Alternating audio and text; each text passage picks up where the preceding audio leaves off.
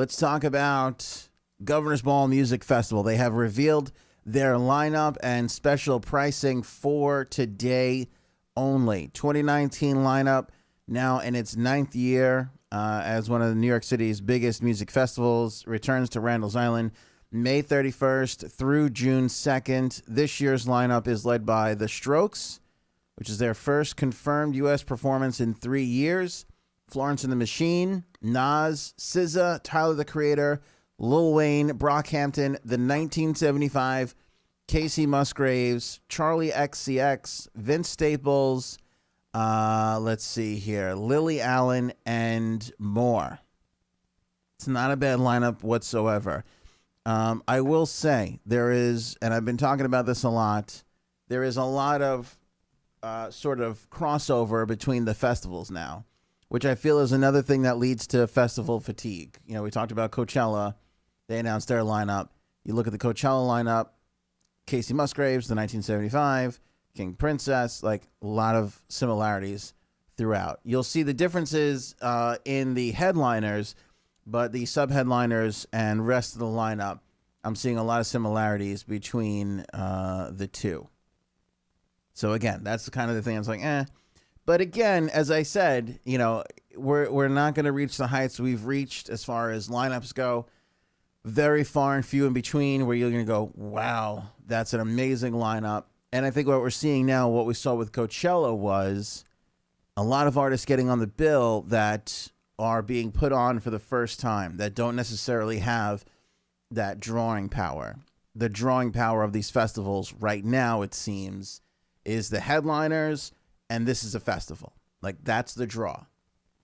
I felt like a couple of years ago, you know, you'd go down 3-4 lines on a bill and you were still seeing really amazing artists that could have been, you know, sub-headliners, and they're 4 lines down and the really small writing, and you're just going, holy cow, like, look at it, you know.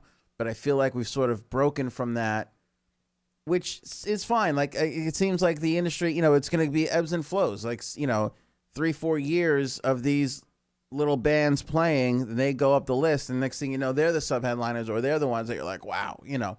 So I think that's just kind of where the industry is at, which again is not necessarily a bad thing.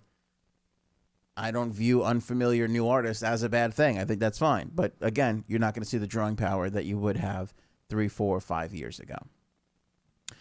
Cool to see the Strokes on there. Obviously, their ties to the city, and they haven't performed in the U.S. in a while, so that's a good get for them. Tyler, the Creator, is the headliner for Friday, May 31st. June 1st, it's Florence and the Machine. And Sunday, June 2nd, it's the Strokes to close it all out. A couple of thoughts here. As you know, speaking of like headliners and sub-headliners and all that, I've noticed, again, it's very, very early on in the process, that the 1975 and Casey Musgraves are sub-headliners for Coachella. They're sub-headliners for Governor's Ball. I feel like I saw them on one other thing. I know the 1975 is doing Reading and Leeds, which is a big deal. Casey Musgraves has the Grammy nom, which is a big deal. I feel like with those two acts in particular, the 1975 and Casey Musgraves, we're seeing sort of the priming for them to become headliners next year. I feel like next year will be the year that you'll see a Casey Musgraves and a 1975 sort of in that big headliner role. Now, maybe not Coachella, maybe the 1975 for Coachella, maybe. But Firefly or, you know, one of the sort of mid-range festivals, I can definitely see one of those two acts sort of taking the lead on those. The 1975 has headlined some festivals already. Casey, not so much. But I feel like those two, like, again, the years they're coming off of, 1975 looks like they might put something out right away in 2019 after putting something out in November. Casey Musgraves, it's super important to get that Grammy nom. Super important for her. And if she wins it, just forget it. Like, she's going to be off to the races. she is going to be off to the races. She doesn't need the win, but the win would really just throw her into that headliner status, I feel. She's got the songs, maybe not as much material, but if she puts out another record between now and next summer season, next festival season, I could see her grabbing that headlining slot for sure. For sure. All right, announced day pricing from now until 11:59 tonight for Governor's Ball. 3-day general admission passes, $275 plus fees. I'm not sure what the fees are, but still $275 for 3 days general admission to go see all those acts. It's not bad. It's still for New York City too. I mean, for us locals, it's great.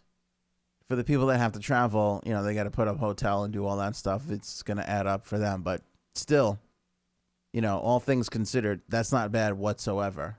Under $100 a day for a full lineup worth of music, pretty good. 3-day VIP passes are $600 plus fees. I'm not sure how much of a discount these are versus what the normal prices are going to be, but they're saying it's announced day pricing and it's a special thing. So if you're considering it, I would say hop on it today, because who knows what the price is going to shoot up to come tomorrow. There's your lineup for Governor's Ball and a little analysis to go along with it.